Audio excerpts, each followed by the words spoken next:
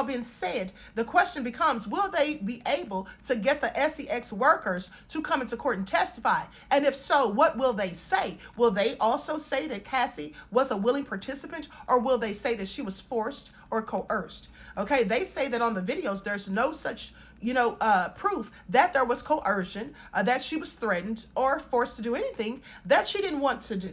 Please pay attention. Another question is, why would Cassie have kept this footage for years? Because they're claiming in the filing that she had this information on her devices for years. They say the feds didn't find this on Diddy. They didn't find it in his possession or in any of his properties. And at the end of the day, they said that destroys the argument where it has been alleged that Diddy kept this information to hold it over Cassie's head. They said that it wasn't even in his possession. It was, in fact, in Cassie's possession. So I'm sorry, but none of this looks good. Now, I'm not saying that Diddy's innocent, because I don't think that he's innocent at all. I believe that he's absolutely guilty of many of the things of which he's been accused. But let us remember, if we're thinking logically, at the end of the day, as a policeman once told me, that it's not what we know, it's what we can prove.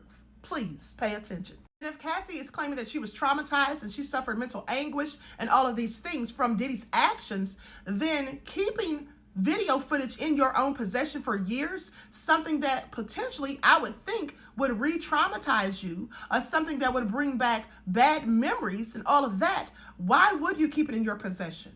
I just have several questions, and I'm sure so will the jurors. Please pay attention. One could suggest that maybe she kept it as evidence because she possibly knew in the future she would be suing Diddy or want criminal charges brought against him. But they'll have to prove that.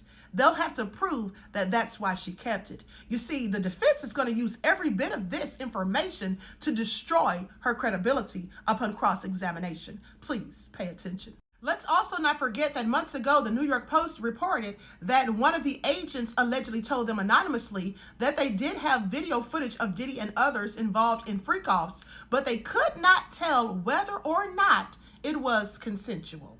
And let's also not forget that months ago, one of those SEX workers actually turned over a videotape that they had of an encounter with Diddy, themselves, and another S worker. Now, they admit to flying to Atlanta to engage in the debauchery and even going so far as to go and recruit someone else to engage in it. At no time did they say that they didn't consent. They said that Diddy filmed it and watched what they were doing. So again, this all reeks of consent. Now, I'm not saying that it was, but I'm just saying that's what it all looks like. Okay, so please pay attention and drop me a comment. Let me know what you think.